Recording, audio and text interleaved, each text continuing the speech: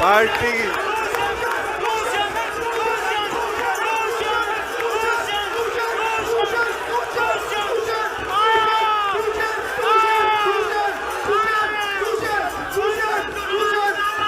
आज पार्टी के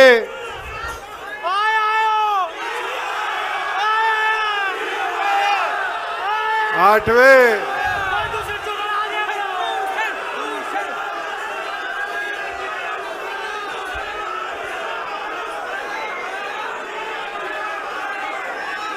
पार्टी के 8वें स्थापना दिवस के उपलक्ष्य में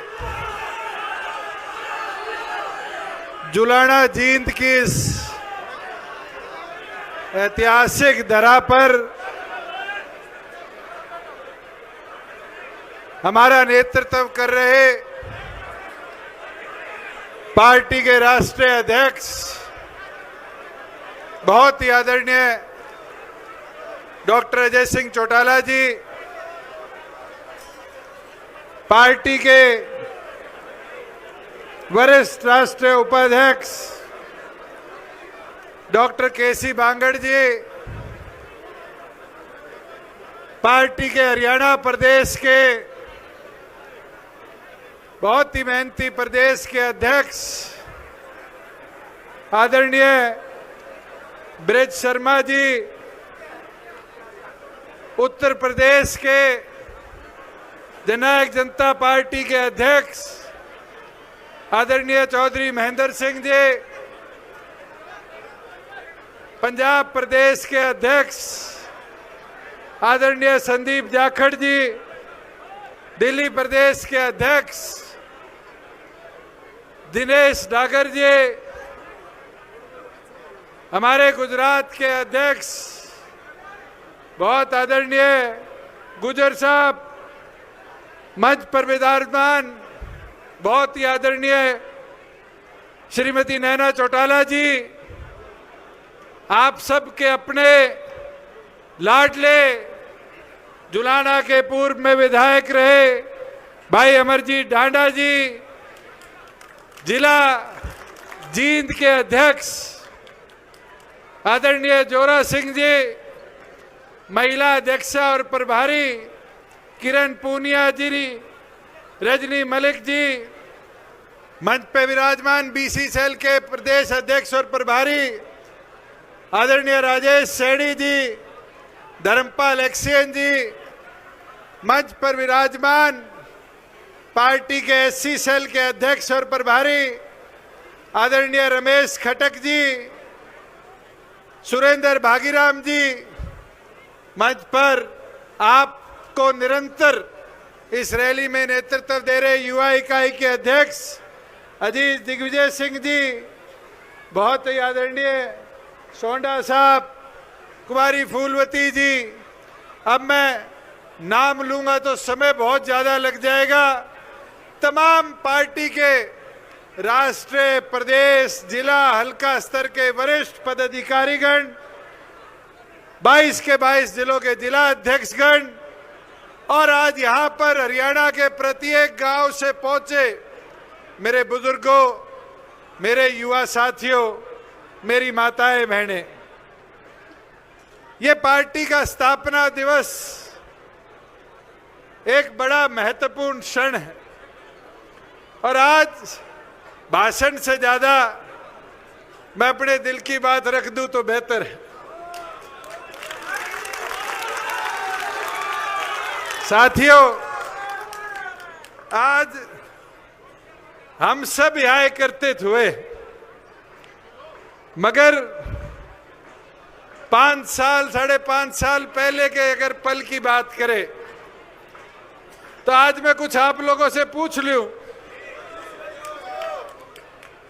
बीजेपी को 11 साल देश में राजनीति करते होगे, सरकार केंद्र की चलाते होगे, जानते तो हो कैसे सरकार चलाती है। अगर 2019 में गठबंधन नहीं करते तो कोई और चारा था?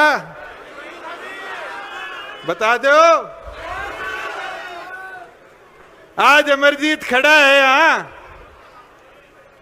अगर गठबंधन ना करते तो 2019 में 7 भाजे, ऐसा तो भाजते नहीं भाजते। कोई झूठ है इस बात में? साथियों, अगर 2019 में गठबंधन ना करते तो ये बड़ी सी चाबी मंडी हुई है मां के सर पे, ये चाबी का चुनाव चिन्ह बचता? तारी पार्टी छोड़ते? साथियों, एक चीज बताओ, मैं तो इस मंच से इतना कह सकता हूं कि हमने गठबंधन इसलिए किया कि चंडीगढ़ में थारे लिए दरवाजे खुले रखो। 4.5 साल कभी चंडीगढ़ आए हो, यह दिक्कत तो नहीं झेलनी पड़ी कि दरवाजे बंद थे। चाहे मुलाकात हो पाई हो ना हो पाई हो, काम हुआ हो ना हुआ हो, मगर आपके लिए ठिकाना तो खोल के रखा हुआ था। आज कोई है थारी सुननिया? आज वहां कोई बैठा है जो तुम्हारे लिए दिन रात काम कर रहा हो? मगर साथियों,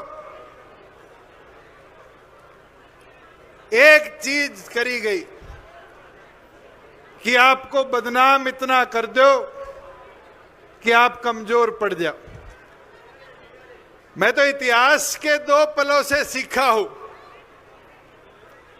एक 1984 की चौधरी देवीलाल के भाषण के सन से उनने खड़ा होकर कहा था कि राजीव की मां मर गई, इसलिए लोगों ने राजीव को देश का प्रधानमंत्री बना दिया। कहा था नहीं कहा था? बनाया था राजीव को प्रधानमंत्री लोगों ने इंदिरा गांधी जी की निधन के बाद। और दूसरी चीज, संघर्ष चौधरी देवीलाल जी ने किया। पूरे देश का रथ लेकर भ्रमण चौधरी देवीलाल जी ने किया और उनको जनता दल का नेता चुन लिया गया। और नेता चुनने के बाद उनने विश्वनाथ प्रताप सिंह जी को इस देश का प्रधानमंत्री बना दिया। उनने तो अपने मन की बड़ी अच्छी बात को पूरा किया, जनता के साथ करे गए वादों को पूरा करवाने के लिए कदम उठाया।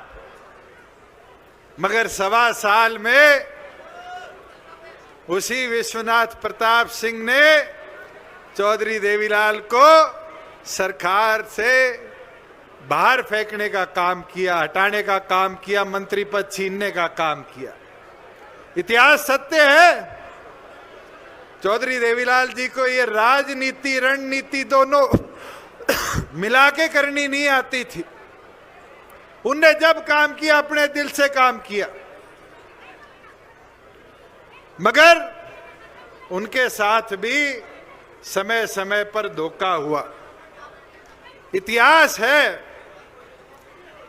हमने भी, ये कांग्रेसी कहते हैं कि सरकार हमारे साथ बना लेते।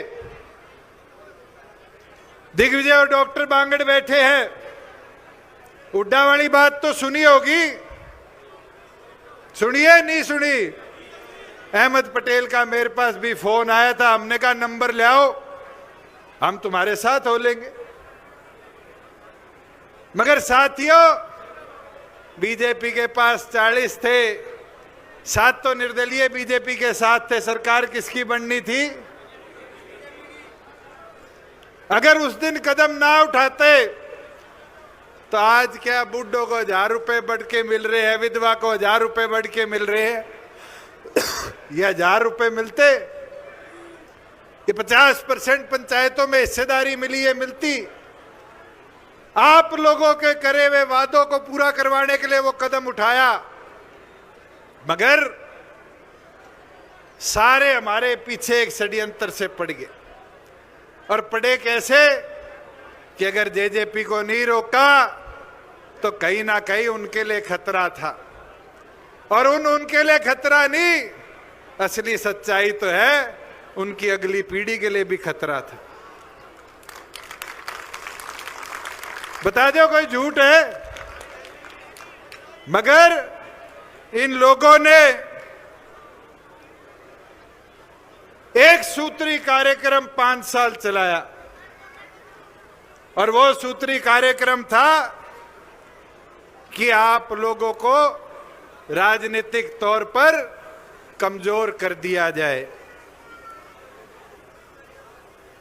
हम 10 एमएलए थे, कोई हमारा एमपी राज्यसभा और लोकसभा में तो नहीं था।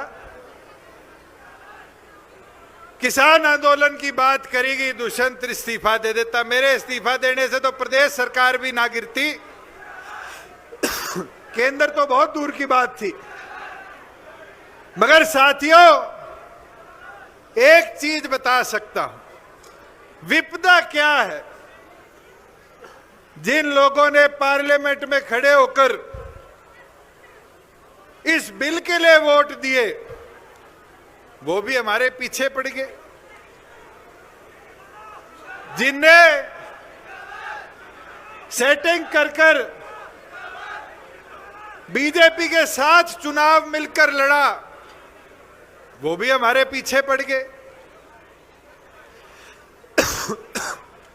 मैं तो इतना 5-7 सालों में समझ पाया कि आज जो लोग ड्राइंग रूम की राजनीति करते हैं वो ज्यादा कामयाब है, और जो ग्राउंड की राजनीति करते हैं उनको परस्त करना बड़ा आसान है। उठाकर देख लो चारों तरफ। 2024 के चुनाव में क्या हुआ, पत्रकार साथी खड़े हैं, बड़ी अच्छी तरह जानते हैं। अगर शैलजा के कहने से नारनौंद की, उकलाना की सीट दे देते तो क्या कांग्रेस 45 पार नहीं कर लेती? क्या राई का उम्मीदवार ना बदलते तो कांग्रेस 45 पार नहीं करती? बता दो। ये उचाना वाले खड़े हैं, क्या निर्दलीय ना खड़े होते तो कांग्रेस 45 पार नहीं करती? और सरसा वाले खड़े हो, क्या 5 सीटों पे मैच फिक्सिंग ना होती तो बीजेपी सरकार में आती नहीं आती? ये ड्राइंग रूम में बैठ बैठ के रणनीति बनाई गई। हम तो बावड़ों की तरह सड़क नापते रहे कि जनमत में जितना विश्वास होगा हमारे साथ खड़ा हो जाएगा, और जनमत ने साथ दिया, जितना दिया सर माथे है। राजनीति में उतार चढ़ाव आते रहते हैं।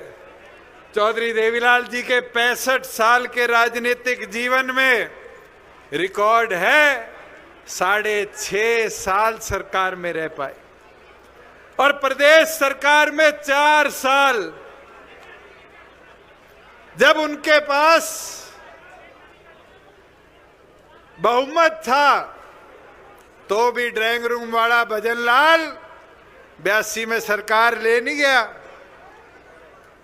मगर चौधरी देवीलाल हांटते रहे, फिरते रहे, क्योंकि आपकी लड़ाई लड़नी थी। 4.5 साल के शासन में स्वर्गीय चौधरी देवीलाल जी ने इस प्रदेश को क्या क्या दिया। पेंशन हो, जच्चा बच्चा हो, एक एक चीज आपके लफ्जों पर है। मगर स्वर्गीय चौधरी देवीलाल जी कभी ड्राइंग रूम में बैठकर राजनीति नहीं करते थे। मैं तो आपको इतना आज बोलने आया हूं कि ये संगठन डॉक्टर अजय सिंह चौटाला जी का बनाया हुआ है। डॉक्टर अजय सिंह चौटाला जी ने चौधरी देवीलाल मैदान 17 नवंबर 2018 को आपके बीच में खड़ा होकर कहा था कि झंडा झंडा छोड़कर एक नई शुरुआत करेंगे, और उस शुरुआत को नए झंडे के साथ श्रीमती नैना चौटाला जी की अध्यक्षता में पांडु पिंडारा की धरा पर फहराया था, नहीं फहराया था? और एक नई शुरुआत करी थी, और उस नई शुरुआत ने प्रदेश के अंदर एक परिवर्तन की नई रूपरेखा लिखने का काम किया था साथियों। और उस रूपरेखा ने 4.5 साल इस प्रदेश के अंदर कितना कुछ हुआ, मगर क्या हरियाणा के गर्व पे आंच आने दी? क्या इस हरियाणा को टूटने दिया? क्या इस हरियाणा की परिस्थिति को कमजोर होने दिया? बिल्कुल नहीं। आपकी लड़ाई के अंदर खड़े रहकर निरंतर डॉक्टर अजय सिंह चौटाला जी के आदेश अनुसार कदम उठाए गए, और उन कदमों ने इस प्रदेश को उस राह पर ले जाने का काम किया जिससे प्रदेश आगे बढ़ा। उद्योग आया, रोजगार आए, प्रदेश के कमेरे को ताकत मिली। आज क्या प्रदेश की हालत है, किनकी बदौलत ये हालत बनी है, उनको आज कोई नहीं कोसता। मगर ये समझकर आपको जनता के बीच में जाकर बताना पड़ेगा कि किस तरीके से इस सांप के चमन को उजाड़ने का काम मिलकर उन लोगों ने किया था। बुजुर्गों, युवा साथियों, मैं तो एक शेर अकबर इलाहाबादी का पढ़ सकता हूं, जो स्थिति मेरे साथ और इस संगठन के एक एक साथी के साथ पिछले 5 साल में बीती है। हम आ भी करते हैं तो होते हैं बदनाम, वो कत्ल करते हैं तो चर्चा भी नहीं होती।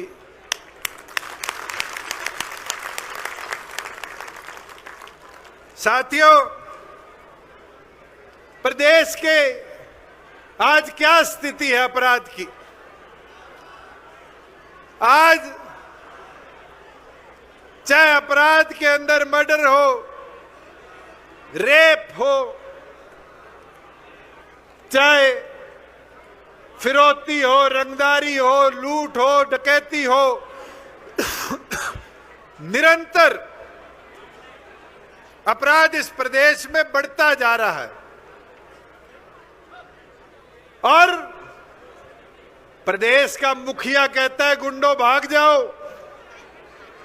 प्रदेश का डीजी कहता है गुंडे थार में, बुलेट में आते हैं। अरे अपराधियों को पकड़ो, अपराध को रोको, मगर इस प्रदेश को तो बचाओ। क्या हालत है, जलेबी बनाने वाला हो, जूता बेचने वाला हो, ढाबा चलाने वाला हो, मुख्यमंत्री का खुद का व्यवहार विभाग शराब का ठेकेदार हो, राजनीतिक व्यक्ति हो, डॉक्टर हो, हर प्रकार से लॉ एंड ऑर्डर इस प्रदेश का निरस्त हो चुका है। मैं एक चीज जो पिछले दिनों घटना हुई उसके ऊपर कहना चाहूंगा कि टूटे हुए पोल ने दिया खिलाड़ी मार, खत्म कर दिए इस प्रदेश के सारे रोजगार, अपराधी सारे विदेश में फरार, मगर इनको कातिल नजर आती है बुलेट और थार।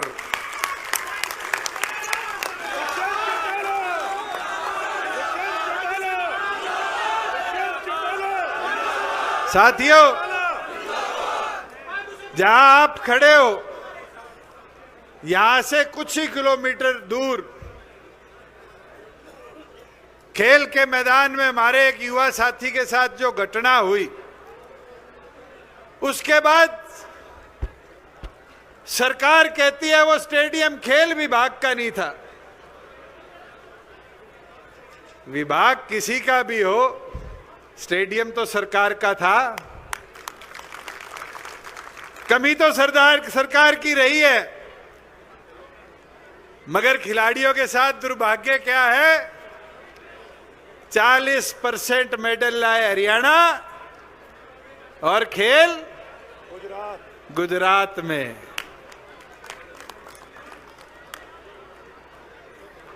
आज ऐसी स्थिति बन चुकी है, कॉमनवेल्थ गेम जैसे के लिए गुजरात चुना गया,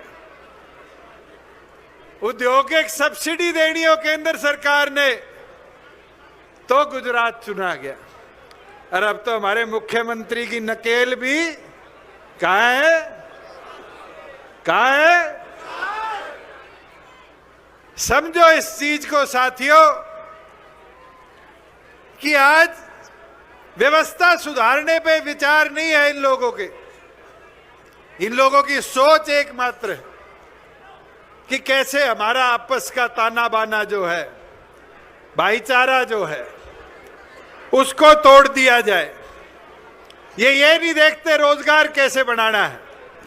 मगर इनके विधायक, इनके सांसद क्या भाषा बोलते हैं, किस तरह के विचार रखते हैं, जानवरों से तुलना करी जाती है।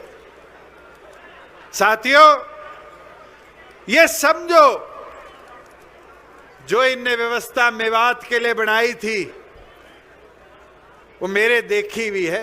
सबसे पहले पीड़ा में मैं बोला था कि एसपी छुट्टी पे था, तुमने जानबूझकर ये वारदात कराई। आज तक उस घटना पे एसपी के खिलाफ कोई कार्रवाई नहीं हुई। साथियों, ये आज भी वही माहौल बना रहे हैं जो इनने पंचकुला में बनाया था जब राम रहीम को सजा हुई थी। लोगों को आमंत्रित किया, फिर उन पे डंडे बरसाए, लाठियां बरसाई, उनकी जान गई। ये वो माहौल बना रहे हैं जो रोहतक में हुआ था, लाडसोली में हुआ था, हांसी में हुआ था 2016 में, याद है, जब पुलिस नहीं थी मगर इस प्रदेश की व्यवस्था को बिगाड़ा गया। ये इनका पुराना एजेंडा है और केवल मात्र यहां नहीं, ये तो एजेंडा 1990 के दशक से चलाते आ रहे हैं। मगर आपको समझना पड़ेगा, इनको रोकने के लिए अपनी आवाज को प्रदेश के प्रत्येक घर तक जाकर पहुंचाना पड़ेगा। साथियों, मैं तो हैरान था, परसों अखबार में एक कटिंग देखी और कटिंग थी कि मुख्यमंत्री ने कहा है कि 50 लाख रोजगार 2047 में बना लेंगे। अभी तो 37 ने भी 12 साल है नहीं है। पहला मुख्यमंत्री देखा जो 22 साल का एजेंडा लिए बैठा है। सैनी साहब, 50 लाख छोड़ो, जो छोरे छोरियां कौशल रोजगार के फार्म भरे बैठे हैं उनने नौकरियां ढंग सिर की दे दो, वही बहुत बड़ा भाई भला हो जाएगा इस प्रदेश का। दुविधा क्या है कि कल मेरे को एक साथी ने एक वीडियो भेजी, मैं देख रहा था कि असिस्टेंट प्रोफेसर अंग्रेजी के लगने थे प्रदेश में 613 और एचपीएससी ने भर्ती निकाल दी। नेट और पीएचडी से पढ़ा लिखा तो कोई नहीं होगा। 613 पदों के लिए नेट पीएचडी करे हुए 4800 से ऊपर एप्लीकेशनें भरी गई। 4800 और पास कितने करे? 158। और 158 में भी 50% हरियाणा के बाहर की। ये आज भर्तियों की स्थिति है। अगर इस प्रदेश की डिग्री करा हुआ बच्चा असिस्टेंट प्रोफेसर लगने लायक नहीं है तो फिर जो एमडीयू में हुआ वो तो इस प्रदेश के 21 विश्वविद्यालयों में चल रहा है। फिर तो लाखों बच्चों के भविष्य के साथ खिलवाड़ हरियाणा प्रदेश की यूनिवर्सिटीज में किया जा रहा है। फिर तो सैडी साहब एक चीज कह पाऊंगा कि प्रोफेसर कोनी लागे फिर मारे छोरे छोरी। फिर तो उनके पास दो ही ऑप्शन रह गए, या तो पीएचडी नेट करे हुए ग्रुप डी की भर्ती के लिए फार्म भरेंगे, फिर ये पत्रकार साथी लिखेंगे कि 4 पीएन की पोस्ट के लिए 40 पीएचडी होल्डर, या फिर दूसरा ऑप्शन आप खुद बना रहे हो कि वो डोंकी रूट से विदेश में जाकर नौकरी ढूंढे। आपकी व्यवस्था प्रदेश की बिगड़ चुकी है कि निकली हुई भर्तियों के अंदर भी ट्रांसपेरेंसी नहीं है। साथियों, अगर शिक्षा के सबसे निचले स्तर की बात करें, एलिमेंट्री की, मैं तो आप सबसे कहना चाहूंगा, जाओगे गांव में, शहर में, अपने स्कूलों को देखने का काम करना। आज ये हालत है कि स्कूलों में टीचरों का काम बेरे के रह गया, इलेक्शन कमीशन का बीएलओ बनना। सच्चाई है नहीं है? पूरे दिन मास्टर मास्टरनी के काम करें, वोट बनाते फिर रहे हैं, और फिर स्वीटी सोनिया आवे नहीं आवे वोटा में। बता दो सच्चाई है नहीं है? मैं तो इस मंच से अनुरोध करता हूं सैडी साहब से कि अगर एजुकेशन सिस्टम को सुधार नहीं पा रहे तो इस एजुकेशन डिपार्टमेंट को बंद कर इलेक्शन कमीशन डिपार्टमेंट को देने का काम कर दो, कि फिर ये जो वोटों की गड़बड़ियों की बात आ रही है, मास्टर मास्टरनियां ढंग से एक काम तो कर पाएंगे। साथियों, एक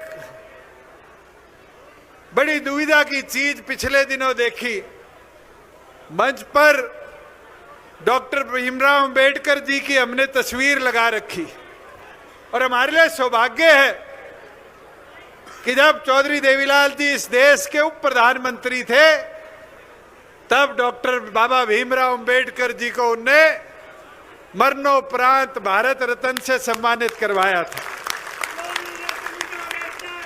मगर नई चीज मनोहर लाल जी ढूंढ ले आए, बेरानी कित ढूंढ के ले आए। मोदी तो कह रहे हैं कि संविधान निर्माता संविधान दिवस पर डॉक्टर बाबा भीमराव अंबेडकर जी की जय, और मनोहर लाल जी के बोल रहे हैं अंबेडकर ने संविधान नहीं लिखा था। 10 साल रह लिया इस प्रदेश का मुख्यमंत्री, 10 बार अंबेडकर जयंती बनवाई थी, और केंद्र जाते ही इतनी जल्दी भूलने लग गया। साथियों, मैं आपको एक चीज बता देता हूं, प्रदेश का डाटा उठाकर देख लो, 21 यूनिवर्सिटी है, कोई ऐसी साथी इनने वाइस चांसलर लगा रखा हो। तो मैं बावड़ा था, 4 चेयरमैन थी, 4 ऐसी साथियों को देकर सम्मान से विधानसभा से अप्रूव कराया था। चौटाला जिंदाबाद, एससी समाज के रक्षक जिंदाबाद। साथियों, आज राजधानी पे खतरा है।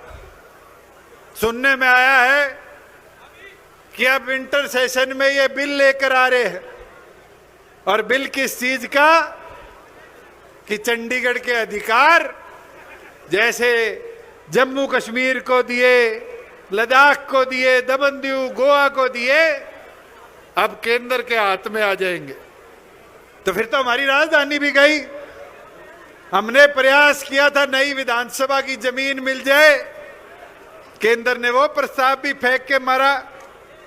क्यों?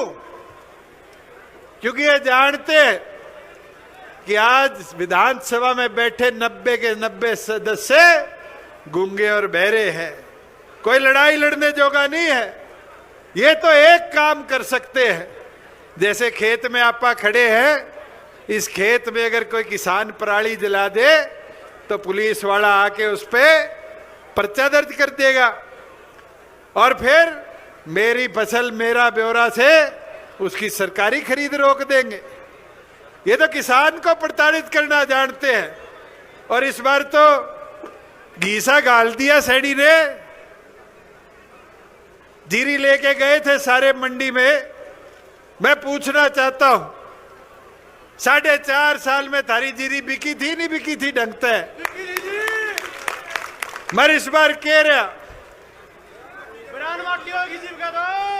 बिरान भी नहीं, इस बार तो किसान की रेरे माटी करी। जीरी 350 सस्ती, बाजरा 800 सस्ता। और आज चले जाओ हिसार में, फतेहाबाद सिरसा मंडी में नरमा ट्रालियों में पड़ा है। 1500 2000 सस्ते में भी खरीदने वाला नहीं है। मगर आपकी आवाज उठाएगा कौन जब विधानसभा के अंदर कोई बोलनिया नहीं होगा?